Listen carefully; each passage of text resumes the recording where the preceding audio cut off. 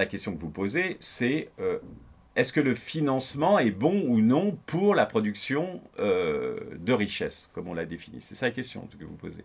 Est-ce qu'elle est bonne pour la production? Et donc c'est tout le débat. Il est clair que c'est un rapport, c'est-à-dire qu'il est clair que si on supprime tous les financements sans rien mettre à la place, on va connaître un gros problème de croissance, parce que la plupart des agents ont besoin de s'endetter pour produire.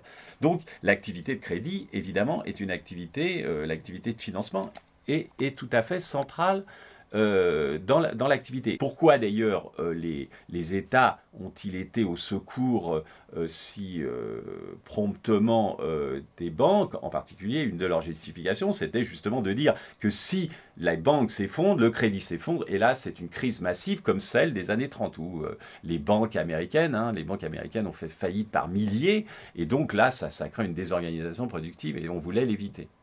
Toute la question qu'on pose, c'est, et on revient à notre sujet, c'est n'y en a-t-il pas trop? N'y a-t-il pas un moment où cette sphère financière est devenue trop grande, elle a cessé, ce serait un peu ma thèse, hein, elle a cessé d'être au service de l'entreprise et de la richesse réelle, et elle est devenue, ce qu'on pourrait dire de manière un peu polémique et radicale et violente, elle est devenue une force prédatrice.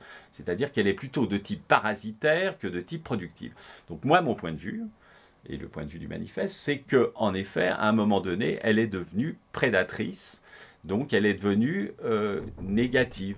On ne justifie pas le profit pour le profit, on justifie dans la pensée, dans une pensée auquel on peut tous adhérer, le profit, on peut accepter l'existence du profit privé, mais à condition que le profit privé aille dans le sens du profit public. Et la justification du capitalisme et de l'économie de marché, ça a toujours été ça. C'est de dire, ce que dit un certain nombre de théories économiques, c'est que les choses vont ensemble. Le profit privé est l'aiguillon qui permet de produire du bien-être collectif. C'est donc ça la question. Et ce que je vais vous montrer maintenant, c'est que ce n'est pas le cas.